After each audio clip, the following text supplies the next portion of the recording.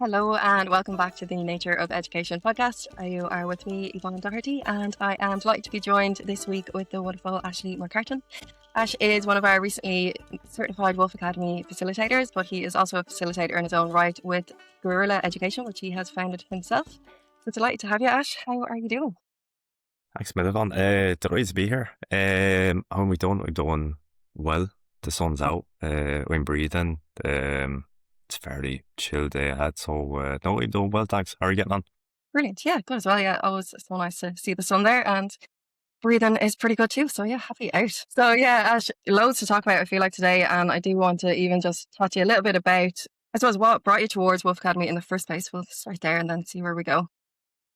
Good question. It was pure chance, in all honesty. We're going through a bit of a phase at the moment where life is really leading me down some interesting paths and across really interesting people. So I was actually introduced to Cormac by Joe from Social Entrepreneurs Ireland.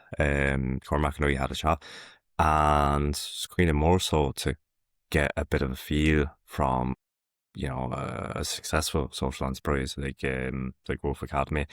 Um, it was for me to just kind of ask questions and and get Cormac's thoughts or any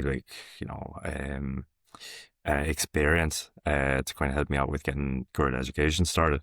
So I led with that, and then Cormac invited me to come along to the Facilitator training, and I thought absolutely, like, a lot of what you do with Wolf Academy lines up very well with what I am trying to do with Guerilla Education. And again, we just figured people that have been doing it for years now. I think it'd be fairly ignorant of me to say no to that. It's just more, to add to my own experience and more to what I can give as well. And hopefully share anything that I might be able to with you as well. So the long story short, it was through that, but very just coincidental in a sense. Yeah, amazing. So you had started Guerrilla Education yourself. You were kind of in the social entrepreneurs space, and that's how you came across it. Very, very new to the social entrepreneur space, but yeah, definitely. That's a long story short. Yeah. Yeah. And so Guerrilla Education, from what I understand, it's about helping people, I suppose, helping make financial literacy accessible for those who need it most. Why did you begin with that, or what does that mean to you? Um, Again, good question.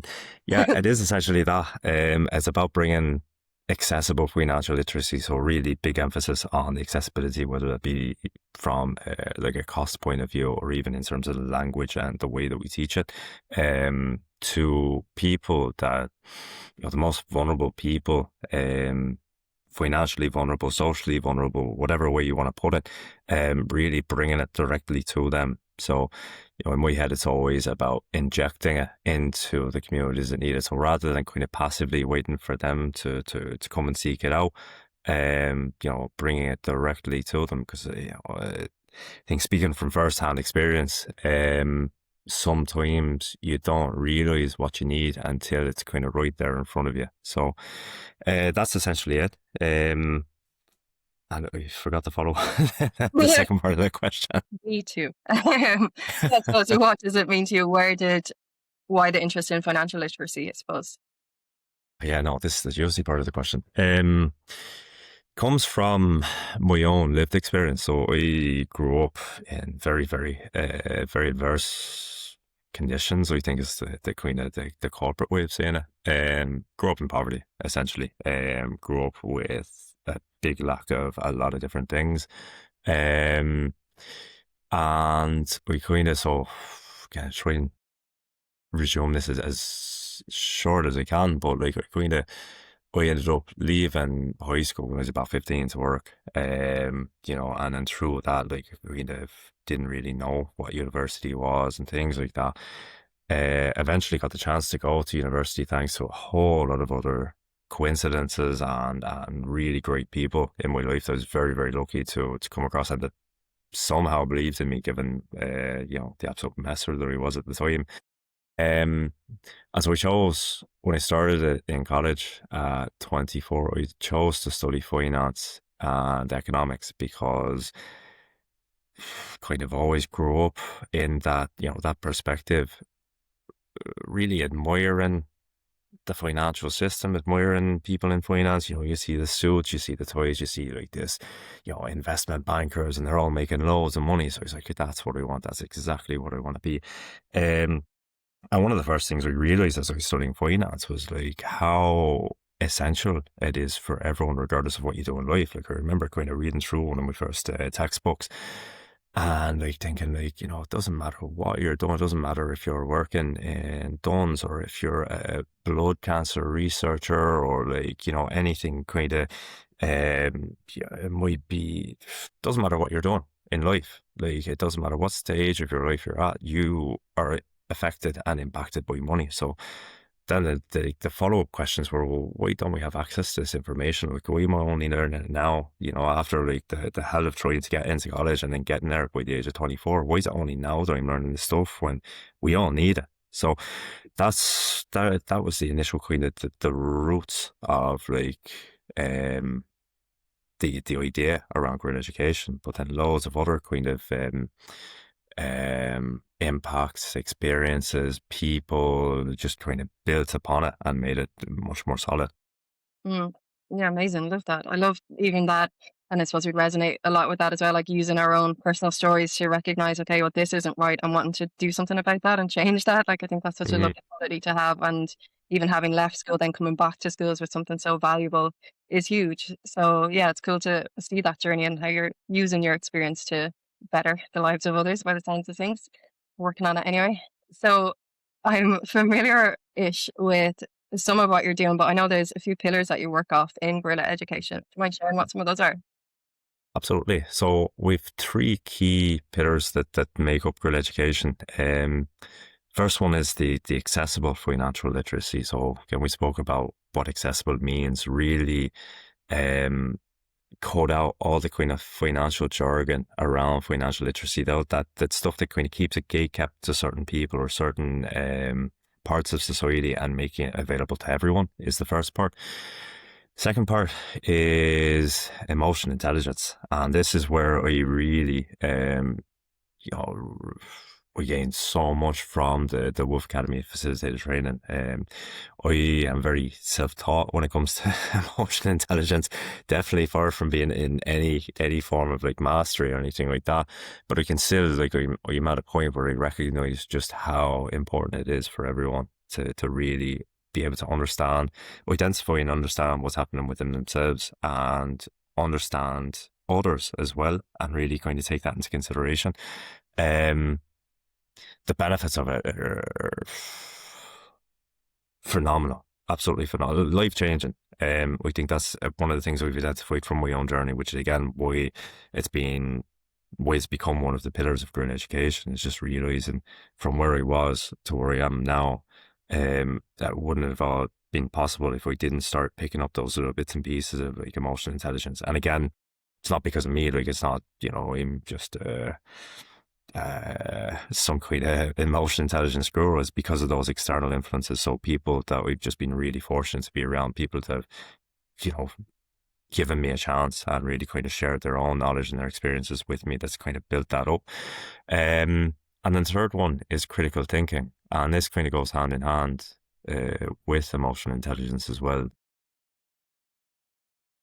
Where do I even start with this? Again, just the people that we had throughout various stages of my life really kind of instilled this in me, and kind of, oh, where do I even start? Like growing up, going to school, like when I was still in school, before I dropped out at 15, constant feedback was just like, you know, just doesn't take what's given. You know, he's always challenging things, always like, you know, but why? And that kept going. And we had a really good mentor at one stage. Mentor is probably a fancy word for, like, it's just, he had a work manager, and he was just incredible, absolutely incredible. And he really believed in having people around him to challenge things, because he felt that kept him in check. So he, rather than, you know, saying to people like, don't ask me, like, you know, don't ask questions, just do what I tell you, like he would really kind of encourage that. And that's kind of built on from there. I think the reason why it's become one of those pillars is because it's something that we wouldn't have come across without those people, without those influences again externally. So coming from a vulnerable background, we wouldn't have access to critical thinking, and I think everyone needs it. Again, the benefits to be able to kind of reason within yourself, hearing some kind of external input, like, right, what do I think about this? Does this make sense? Why do we do it this way? And really just challenging everything around us is how we can build a better world for ourselves and for everyone else around us as well. So, again, in summary, so accessible financial literacy, emotional intelligence, and critical thinking, 3 pillars of Guerrilla education. Amazing. Yeah, I love those. And obviously, yeah, big fans of emotional intelligence and critical thinking as well. And I love how that crosses over because I feel like through your lens, then it's how to, I don't want to like put words on it if it doesn't suit, but like empowering people to be able to take control of like that their lives through financial aspects or like in general, or do you feel like each of the pillars work hand in hand together? Are they standalone pieces? How do you work with them? Yeah, so they do. The way we had one analogy, we haven't nailed it down exactly because it depends on the week. We have a really funny way of describing things differently depending on what week of the year it is. But the last analogy that kind of stuck out was like, if you see someone that's struggling in the ocean, like the accessible financial literacy is throwing them the life ring. Basically, is helping people to stay afloat and try to relieve a bit of the pressure, the everyday pressure. The financial literacy we're bringing. So financial literacy, for anyone that's not aware of it, isn't just understanding money. It's also our behavior towards money and the way we act around it, the way we see it. Kind of everything. It's not just doing a budget. It's also why we budget and what's the future projection. So yes, that kind of life buoy that we're throwing out to someone that's maybe struggling to keep their head above water, just to relieve a bit of the pressure. The emotional intelligence would be teaching them to swim, while they're in that life buoy, kind of giving them an idea of what's happening around them and within themselves. And then the critical thinking is putting them into the boat and then teaching them to drive the boat, really. So, all 3 of them lead into each other. And it's exactly as you said before, it's really, to give people, to relieve people that pressure that we feel day to day, especially coming from a vulnerable background or an underserved community. But then being able to kind of take control of your own situation yourself, really start to what's the word I'm looking for? Enable yourself, empower yourself, and not being constantly not that I'm trying to say that people from these backgrounds are dependent on others, but really, taking control of your own situation, your own narrative, and changing the story to the story that you want it to be, changing your story to what you want it to be, and not what society feels it should be. Yeah. Oh, so well said. Love that. Yeah, it's so powerful and it's so needed. And I think like one of your taglines, maybe like teaching what they don't want you to know or something like that. I was like, yeah, it's what we need to know. Yeah. What do you think is the impact of these things not being taught in schools or not being more widely available? Depends who you ask, doesn't it? We Yeah. think now this is a funny one. Now you're picking up a lot of influence from this, so it may seem a bit biased, but it's probably because it is biased. I'm actually only just after picking up a copy of Pedagogies of the Oppressed, and so that's coming that's coming through a lot in how we see things at the moment. But like I strongly believe that these systems are in place. Whether that's a belief or whether that's fact, again, is a completely different conversation, maybe for another day or for other people. But I do strongly believe that these systems are in place, and they're in place for a reason. We have these social narratives for a reason. So I guess sorry, what was the question? I'm shocking for this. What is the impact of not having those pillars taught? Yeah. So the impact of not having these pillars taught is depending on who you want to look at to kind of apply this question to. Like for me, I tend to focus on younger people as because of my own personal experience, like growing up, what I didn't have and what I had, like what it took to get to. I guess not even still not on an even playing field, but at least kind of bit out of what he's grown up in. So you look at any kind of child. The child doesn't decide where they're born, or the circumstances they're born to, or the country they're born in, or the family they're born in, the issues within the family, and things like that. So take a child born into, let's say, a family that's struggling financially, and maybe through those struggles, things like alcohol addiction or drug addiction come into play, or there's a lack of, again, like take my household for example, lack of awareness of what college even is. So how can you like kind of project yourself to go to college if you don't even know what it is? Like, you kind of can't see, right, what will this do for me, or how will it help? You kind of you find yourself stuck in a cycle. You can't kind of build out from this. You can't explore other options, because those options don't exist. You can't see them, and therefore you're stuck only as far as what you can see, and what you can see is in this world around you, this bubble around you, everyone doing similar things, doing the same things. You're stuck in this kind of echo chamber. So that's just around financial literacy alone. You get stuck in these situations and you can't break out of it. You're kind of placed into a pen almost. You're cut off. If you look at it from a societal point of view, well, money plays a huge role in what we can and can't do. Like, again, take for example, let's look at how expensive healthcare is.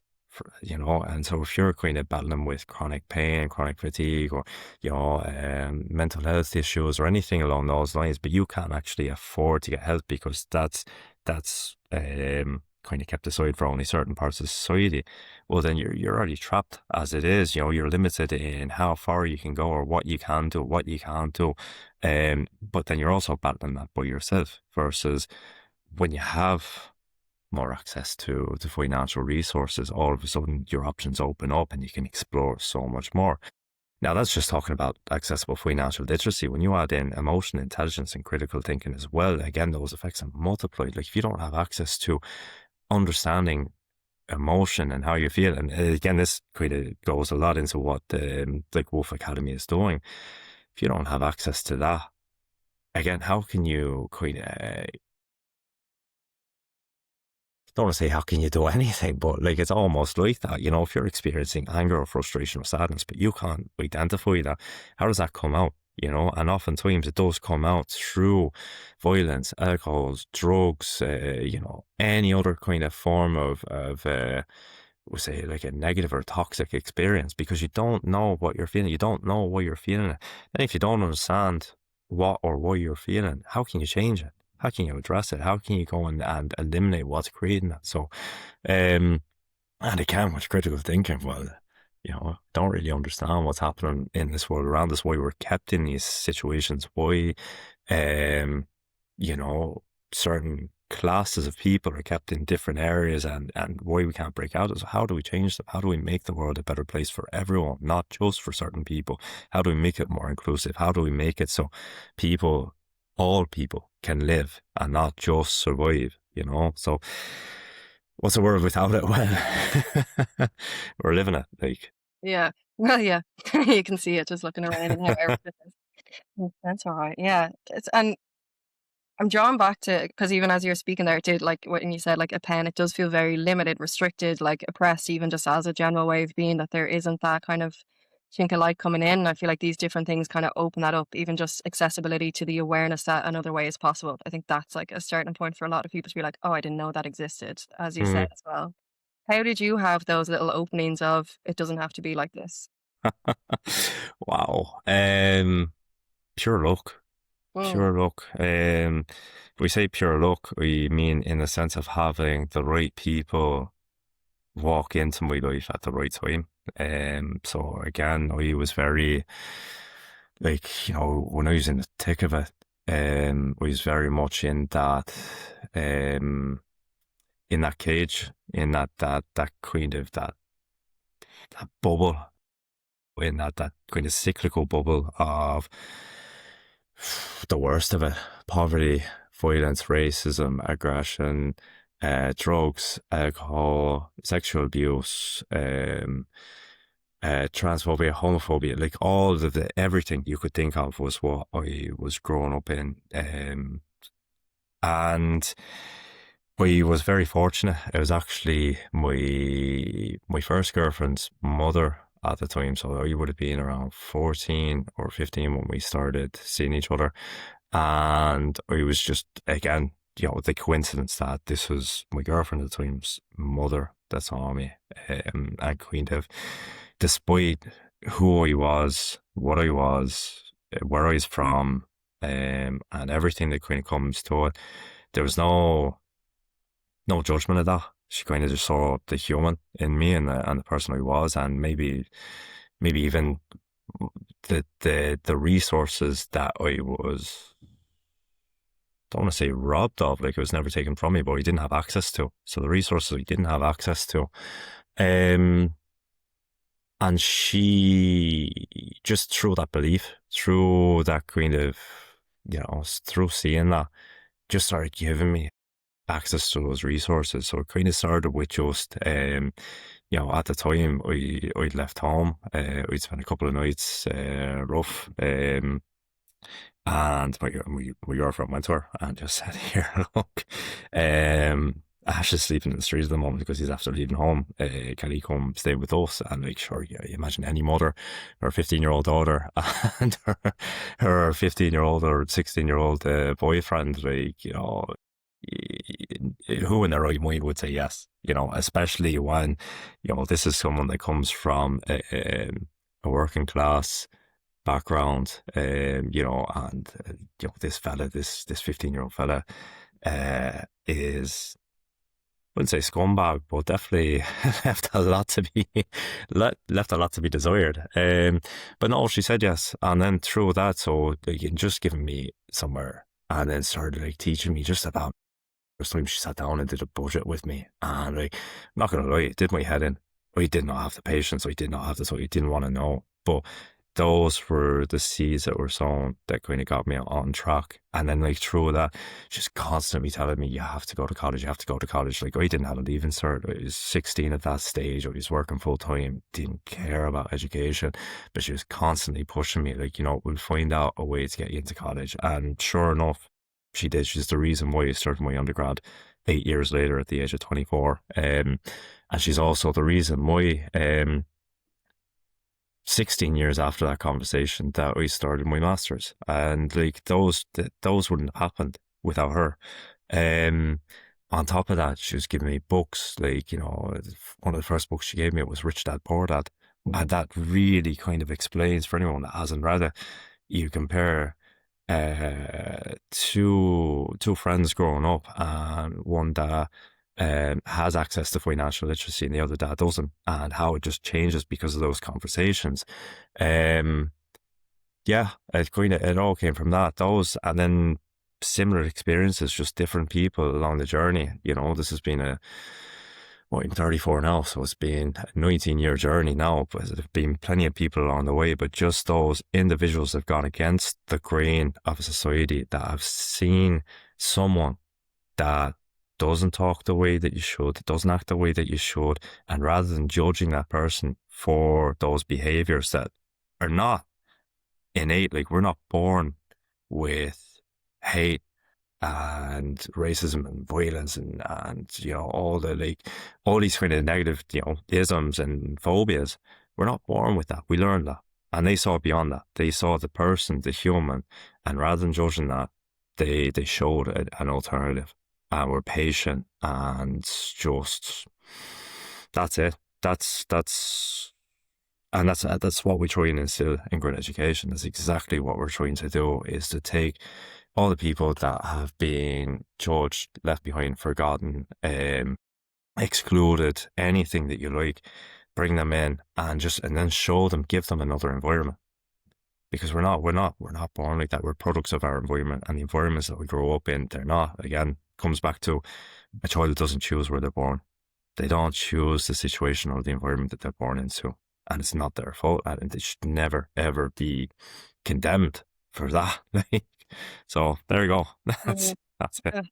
Powerful, yeah. It's amazing the difference one person can make, like in the trajectory of your life, or how just someone seeing you for you as a human without all the stuff that comes with it. It makes such a profound difference. And I love that having experienced that personally, then you're like, I want to be that for someone else because that's such an incredible thing that will have such a ripple effect. And I think that is how the world starts to change. And I'm guessing that's somewhat the idea is changing the world in some form.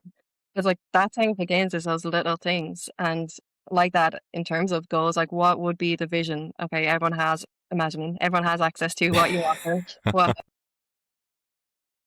Vision, oh, it's a good question. It's definitely like nothing short of changing the world now. I always don't know why, don't know where I got that, but like since I was about 22, like the goal has just been nothing short of changing the world. Never knew how, but just figured we'll start with that. We'll work out the rest later on. it's small. But like, yeah, with Guerrilla Education, if everyone had access to it, well, I think the vision would be like ultimately, um, just for people to live and not survive. Like the more and more we see it, people like it's a spectrum between surviving and living, but I still feel like only a very, very, very small percent of the world's population are actually living, and that's what we're here to do. We've come so far as a species, as humans, technology, all that kind of stuff, healthcare. We've come so far that we feel like we can take the foot off the accelerator for development at the moment and just focus on actually enjoying like why we're here. It doesn't matter what you believe in, whether it's religious spirituality or you don't or anything like that. Like bottom line is we are here, we're existing at the moment. And we just like if you're surviving, if you're constantly fighting day to day, whether it be against health, money, housing, educator, whatever it is, like we're at a stage now where we don't need to do that anymore. So ultimately, what we'd love, if we got everyone having access to Guerrilla Education is to be able to live, no longer battling against one another, scrapping over resources, scrapping over our right to be here. I think that's a big part of why we're so segregated at the moment. There's more and more separations between people. Wind back the clock 20 years ago, you know, there's still those segregations, but not as many now. Literally the smallest thing, and I believe that comes through, social media in a sense. I really think, that's really helped build these channels for hatred, and separation, division. Ultimately, again, if you kind of step back and you look at it, I truly believe that next to no one is doing okay. I think in the conditions that we're living today, like we're all struggling in one way or another. And the sooner we can realize that, together we're all struggling, the sooner we can start to say, well, here, look, why would I go and make someone else's life more difficult then? Like if everyone could back off from me and give me a chance to, be okay, well, then maybe I could do that for someone else as well. Maybe I could, in an interaction or something happens at work or, on the street, in the street on the way home, like you have that reaction realize actually I'm not going to make that person's life more challenging today. I'm actually just going to give them a break. And if we all did that, because we all acknowledge that we're all really struggling in one way or another, like just how much different things would be. So yeah, we don't know if that really answers your question, but ultimately, yeah, just kind of for people to realize, yeah, For people to realize. What's Yeah. just trying to think of the vision, like the vision is just for people to live, Yeah. for people to be able to live and not survive. Yeah. That's pretty important. As I say, it is what we're here for, and it makes sense. And we have gotten so far away from that in the like illusion of progress. I think this storyline of like just constantly striving and getting and achieving and consuming, but it's like, where is that bringing us? And when all this stuff is happening, it just reminds me of even that idea of integration. It's like you're doing all this stuff, but it doesn't get, you're not enjoying any of it. You're just like, on to the next thing, on to the next thing. I think that's Yeah, such a common mindset that, yeah, we're not living and doing what we're here to do. And like, do I go into this one? But yeah, what is living for you? What does that like mean to you if more people were living? What would that be like? Is what is living? We think really taking the time to, as bad as this sounds, taking the time to smell the roses. Like, again, we're going so fast. Like, and it's getting faster and faster now. A lot of the times I'm hearing people, kind of more from the older community that have experienced, maybe living, working through the 80s, the 90s, 2000s, just how fast paced everything is. We're going, go, go, go, go. And I think that's also by design, the second we kind of slow down, stop and think, we realize how messed up that is and how we shouldn't be doing that. And that's where the critical thinking and emotional intelligence comes in. But that's, again, we've covered off that subject. So what's living? Like, living is kind of slowing down, enjoying relationships, friendships, enjoying breathing, enjoying, actually being here, enjoying the food, enjoying everything and these are words I never thought I'd hear coming out of my mouth. So there's a weird relationship I feel kind of hearing myself repeat this based off where I'm from and what I've grown up in compared to now. But like kind of enjoying what life actually has to offer. And I'm not talking about like having the biggest TV or the newest car or going like, on vacations all around the world and stuff like that. I'm talking about like, actually slowing down and appreciating just how nice it is to hear the birds, kind of singing. This year is the first, and it was Aaron from the Wolf Academy retreat that kind of had me realize this, but this year was the first spring that I ever actually noticed the point where the birds actually start like singing in the morning. And like, I'm 34 years old, so I don't know if that's 33 or 34 springs that we've lived, but that's the first time that I've ever noticed that. And like kind of stopping and noticing, just how nice it is to get out for a walk, or like, another thing that we really struggle with. So this is dig into a bit of personal experience. Maybe people can find that a bit more relatable, but I struggle to be creative. I really struggle. I've played guitar since I was 14 years old. Absolutely love it. It's one of my favorite things to do.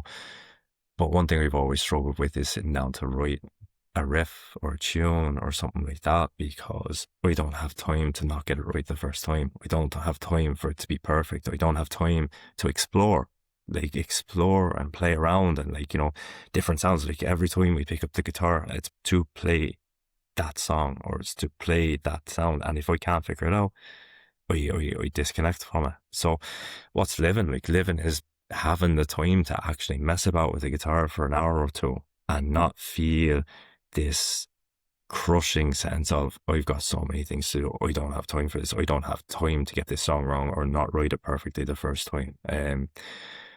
So whether it's listening to birds, whether it's smelling the roses, whether it's just being able to go and walk, whether it's being able to spend as much time as you want with your closest people in your life and not be worried about all the things that you're ignoring to be able to do that, that's what living is. Mm. Or so I believe. Yeah, that's probably it. Yeah, it's interesting how it gets to that place of, just like presence and mindfulness and just being where your feet are and hearing what is here and like seeing everything as it's happening, and how that naturally, I think, unlocks more creativity and joy and fulfillment and connection and all of those things from that place, because you're actually here as opposed to in the next moment or in your head or whatever else. And it's one I notice as well after striving and doing all the achieving for so long, and now it's like I just want to like look at a tree. Like it's so simple, but it's like that's about all I really care about sometimes, because it is Yeah. just like, and like that hearing the birds sing, it's like it gets me every time now. But before, for years, I wouldn't have noticed that. It was so unimportant to me, and yet that is living. Like that's the essence of being here and knowing that you're here, is like that you're hearing what's happening or that you're part of the moment that's unfolding. So yeah, I think if more people were living, what do you think the knock on would be of that? Would it be like less consuming, less violence, things like that? I was just thinking there, like when you were saying it, I was already imagining it, like, kind of that slowing down and not feeling that pressure. Like then there's not, like, I was just thinking, like, imagine if people aren't rushed, like how much less ruder we'd be, like on the train or in traffic, or like, someone bumped into you and actually, like, just thinking, like, just that lack of pressure. Because a lot of that, like, again, I'm talking about personal experience, because obviously I'm not in everyone's head and everyone's emotion and whatnot, but I definitely feel it's harder to be kind when I have time pressure on my shoulders or financial pressure, like, like all these kind of thoughts running about, and like this endless to-do list. So I find it myself in my own personal relationships, like I can feel that I have to force myself to really connect with the people around me. Now, when I say connect, again, this is a word that we wouldn't normally use, or I wouldn't have used, a couple of years ago. I say like connect, like to feel, what's the word? Like to take time to catch up with friends, or like, to just spend a moment, talking with someone. Because it's just like the to-do list is always going, and it's constantly like, you know, I've just spent half an hour doing this, that, me, like, how am I going to get this done? Or like, if I pick up the guitar, it's like, well, you can only spend 45 minutes doing this because, after that, you've got to do X, Y, and Z. So what's the knock-on effect of people being able to live? Well, again, there's less fighting for resources, and time is one of those resources. Like, we're fighting our own battle against time individually. And again, you tie it back to time is money. Well, what does that mean? Then the more money you have, the more time you have. The less money you have, if you come from a disadvantaged background or a vulnerable community or anything along those lines, you have less of it. And that's something that I'm very, very conscious of. The more I think about it, the more I live. So the knock-on effect, less pressure, people feeling better, people feeling less defensive, less need to protect what's theirs, less individualistic. And then, then the knock-ons, what communities, people feeling good, people actually want to spend time together more. It's going into, more of a hippie zone, stuff we wouldn't leave us in, but more love, more connection, more like all that kind of, all the good stuff. Yeah, that's it. Just more happiness, joy, laughter. Oh, yeah, all that. Music that didn't get to exist before. Yeah, 100%. And that is an unfortunate side effect of hanging around with wolf-gathering people, I think, is becoming a bit of a hippie. You're like, oh, what's that? But yeah, it is. I think it sounds like very much, I think what's happened and where our work as well is shifting out of that like fear and scarcity and that kind of mindset of like just being someone that's here to produce and consume as just like someone who's here as a Yeah. human being to have this experience, and it's trying to tap into that because we're not Hmm. trained for that or educated in alignment with that a lot of the time. It is like very heady and very academic and those kind of things that we do miss out on the important things, the simple things, the things that make a life a lived life, I think. So, Mm, yeah, it's all very important. And yeah, great that you're doing this. even that was making me think of like, the whole rush and stuff like that. I was having a conversation with someone the other day, and they were saying like, feeling the need to like they're doing their masters at the moment. So they've gone high school to undergrad to masters, and they were telling me how like their masters doesn't really mean much to them anymore. Like, they're saying they don't feel that connection with with that work anymore. They kind of see how this kind of creates this problem where we're living in. And even that, like the fact that we feel the need to have to go from, high school to undergrad to masters, otherwise we're not being productive enough, we're not being effective enough, we're going to miss out on something, that career, chasing that dream and stuff like that. Like, how could you expect anyone, like, say for a short few, between the ages of 18 and 25 to know what they want to do for the next 40 years of their life? Like, how in any way, shape or form does that make any sense? Like, rather than encouraging people to go and live, take the time, like finish high school, maybe go and live, go and work a bit, like go and see what kind of stuff you actually like doing or what you don't like doing, and then go do an undergrad and then see how you go on with that. Like, see if that kind of sticks to you, or whether you've changed and you've kind of developed as you've grown. And then before you go and do a master's, rather than locking it all in right then and there. Because that person was telling me, like, we've done it like this because I feel like, otherwise the career's gone. Like, I'd be wasting time. Like, how can you waste time? Like, Yeah. So yeah, just again, thought that kind of popped into mind when you were saying that. We thought it was worthwhile sharing because it shows that twin pressure, you know, we might not even be aware of that pressure that we're constantly feeling, like that to go and do more, be something more, learn more, produce more. It's never ending. Mm. Yeah, I think that's where the critical thinking is so important because so much of that is just expected. It's like, oh, you just tick this box and go on to the next one, and it's just like this step-by-step formula laid out for everyone that's supposed to suit everybody, but also it's difficult to access for a lot of people, and it's a bizarre system when you do kind of take a step back and look at it. It's like, why are we doing this to ourselves? Yeah, Or even that pressure, it's like, where is it coming from? Like, yeah. whose is this that I'm taking on and making it my burden now that I have to do all these things? Like, says who? But Mm, without thinking that you can think independently, or that even having the confidence in your own thoughts, I think maybe takes a bit of time as well to be like, no, I can question this. I think that's quite empowering, and it opens up so much more from that place. 100%. Yeah, I didn't really have a question in there. It's just, but yeah, it's interesting how the different pieces do come together, and it's like it covers so much and it has so much potential like locked into it, but it's trying to get that out there to people. Yeah, one at a time, as we say. So with the people that you're working with, is it young people a lot of the time, or who are you targeted at?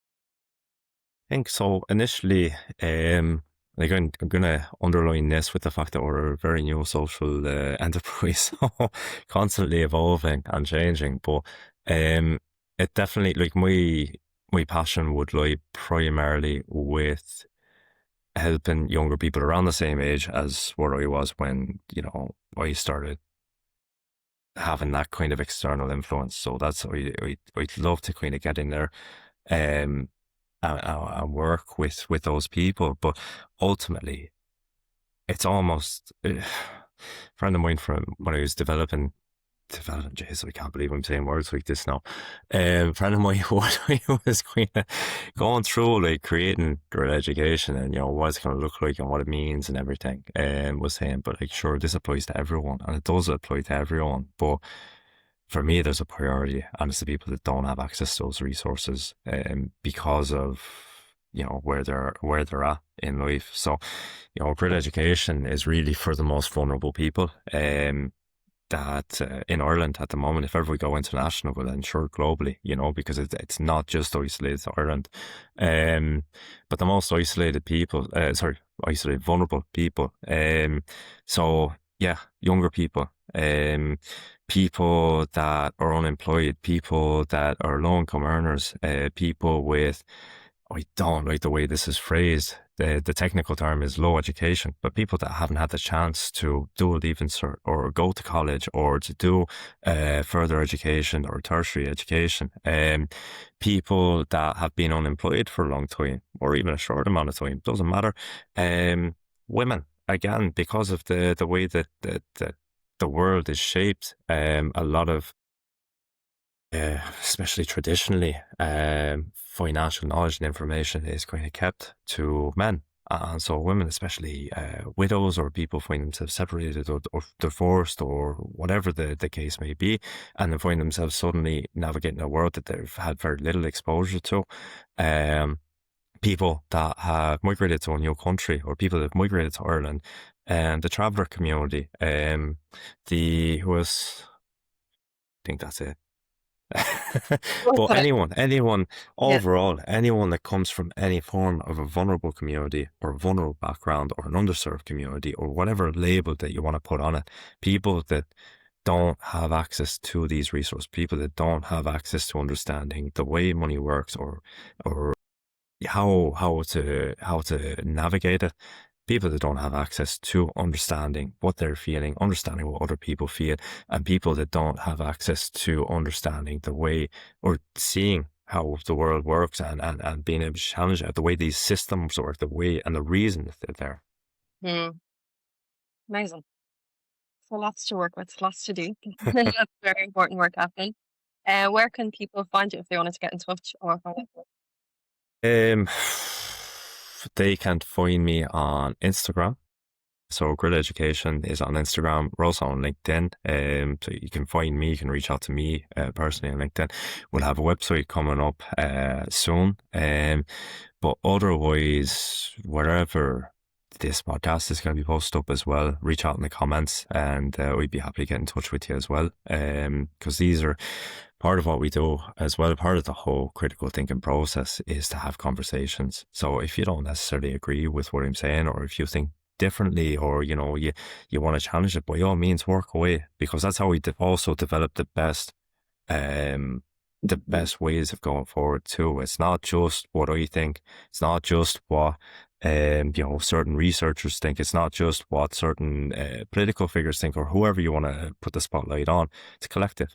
We're all in this, and by having this dialogue without any of the hate or personal attacks and things like that, that's how we actually build better societies where we can all get through and not just have to fight to survive.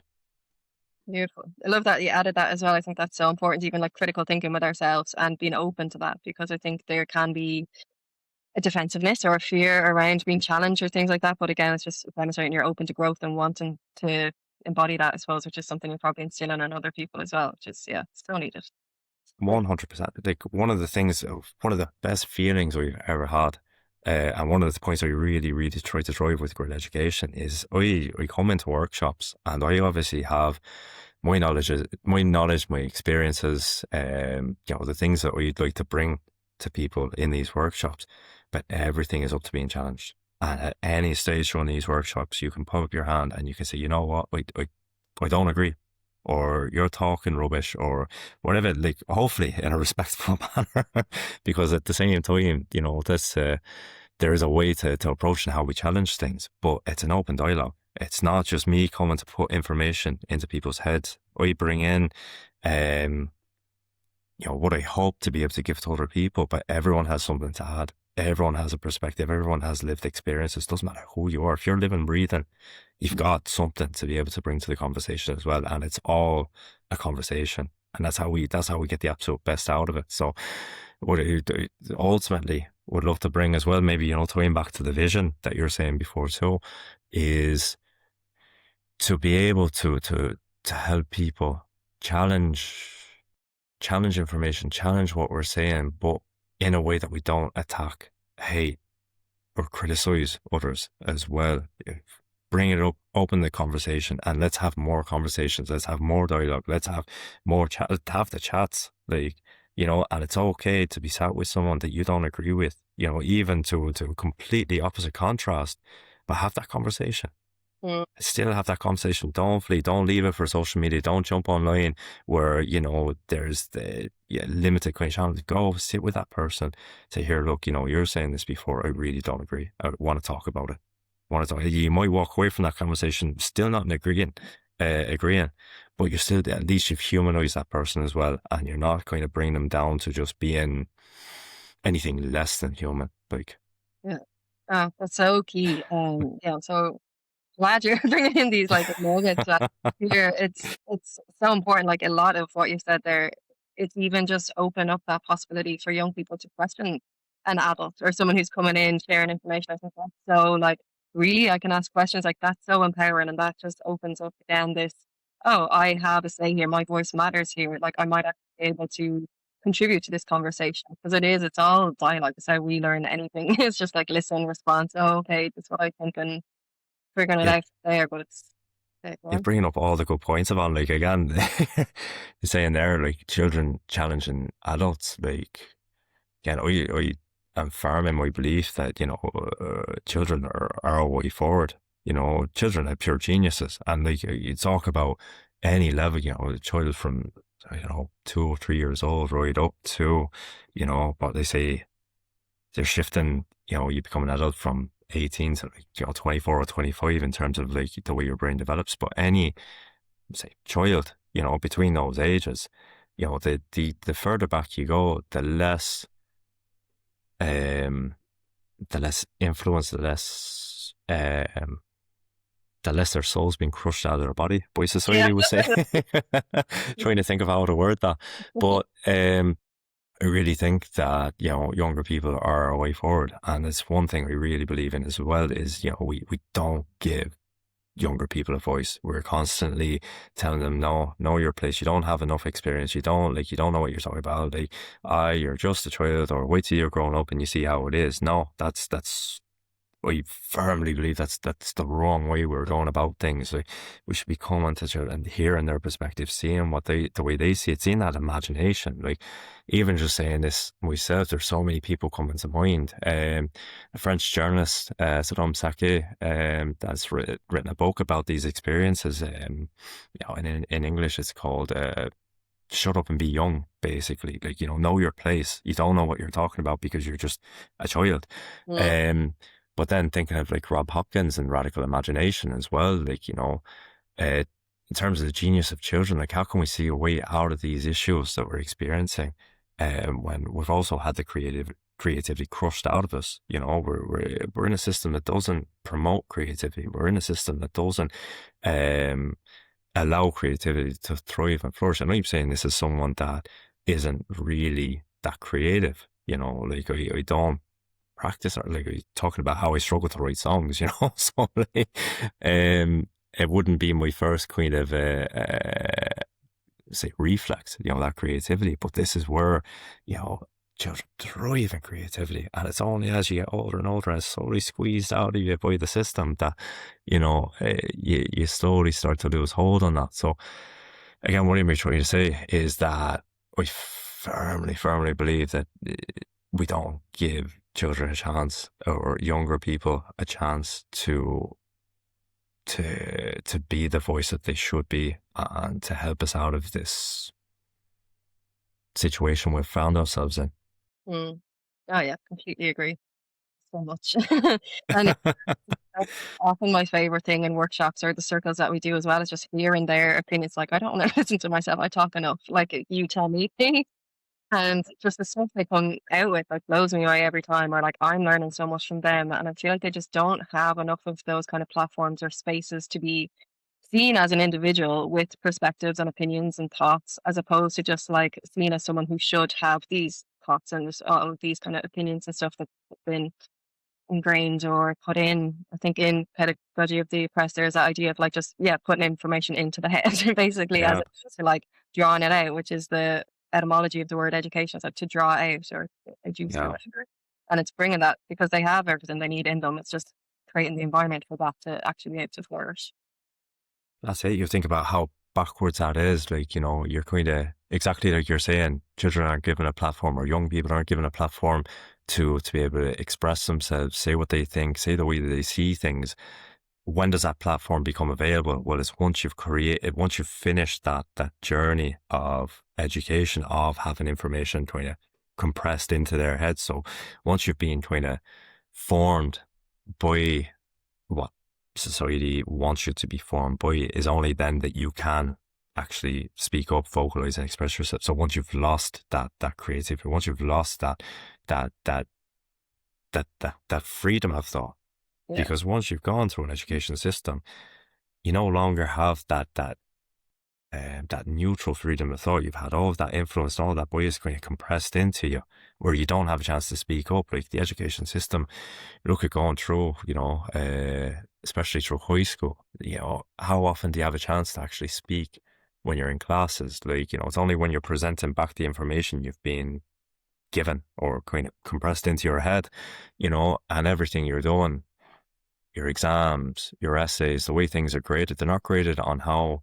you've thought about the subject. You're graded on the way you've been able to retain the information you've been given. So you've lost the ability to be able to express what you actually thought before that, or the way you saw things, or the way you perceived the world before that. So yeah, again, to back on to what you're saying, just hearing you say it, just it sounds so backwards. Yeah, no, Backwards. So it's just like, how have we gotten here? But it yeah, does seem like the perfect way to create like these little worker bees who just do what they're told, is very compliant and aren't challenging anything because they've learned. Like, as you're speaking, yeah, it's just that word trust kept coming to mind. Like, you're taught not to trust yourself in a sense, or you learn that like what you think may be incorrect or may not get you the grade, so don't think that sort of vibe. And then when I think of the emotional intelligence and critical thinking, that helps you to relate to yourself in a way that's like, I can trust this person, or I do know what I'm doing, or no, actually that doesn't feel right, so I'm going to ask a question here. Like, it brings back that sense of autonomy or expression, or like I said, like freedom of thought. That's like, I can have a thought that is my own and I can express that, which is huge. That's it. And that's what ties back to, again, the whole belief for Guerilla Education when you're saying before, where I was really struggling to to verbalize it. It's just giving people autonomy, letting them be self-sufficient, independent, autonomous, and to be able to determine themselves, trust themselves, back themselves. So yeah, 100%. I agree with everything you're saying there. That's good. Yeah, no, and I think in that it's interesting even how that then fosters greater connection and community when you're like this whole individual within yourself, then you have greater relationships and connections and everything you're touching on earlier as well, because you're at home within yourself. You feel that like peace and presence within you, so then you can connect more easily with others and you go to that hippie side of love and all that good stuff as well, where like that's just a natural emanation from it. It's mad the difference it makes. Like, I kind of slowly, as I've become a bit more better within myself is probably the way, like the kind of starting to go through this process. Small things like even just, I know this is really tying into a lot of other things, but you're saying community and that sense of community and what community means. What does community look like? And I feel like we've really, really lost that. Um, so small things like, what he started off saying there was just like we moved recently to a kind of a new apartment complex area in Dublin, and just started off with just saying hi to people, because everyone's just walking by doing their own thing. We're all struggling. We're all at maximum capacity. Can't really reach out to others because we can't. Like, what if someone gives us something to do? Like, we can't handle it. So just kind of started with like building that small connection, just a smile when you walk past someone, and not like a not a creepy smile. At least my smile, I'm hoping they're not creepy, but just a friendly smile or just a hi, how are you? Or someone holds the door open, grand, thanks so much, and just not more than that. But that's slowly, like, I've noticed how that bit. Now I've got people waving to me or saying hi to me, like on the way in and the way out. And the days that I'm struggling, the difference that makes is phenomenal. Like, just to be seen, Mm. just acknowledged, or yeah, and ultimately, if we can rebuild that, if we can kind of just get people feeling just okay within each other, like within themselves, and then just building out a little bit again, less isolated, less individual. I'm not talking about like going around cooking meals for 30 people and like, things like that. That's I would have a proper panic attack up for that. Like, but just like, yeah, to come together again, just to kind of see each other again and just have that space and that time to be able to just even just smile at someone. Like, hey, how are you? Yeah. So simple, but so profound and so like desperately needed in the world as well. And there's a way of thinking of community that I like is like common unity and seeing like what we share coming together. And a lot of what you've said is around just humanizing each other or just seeing each other like that.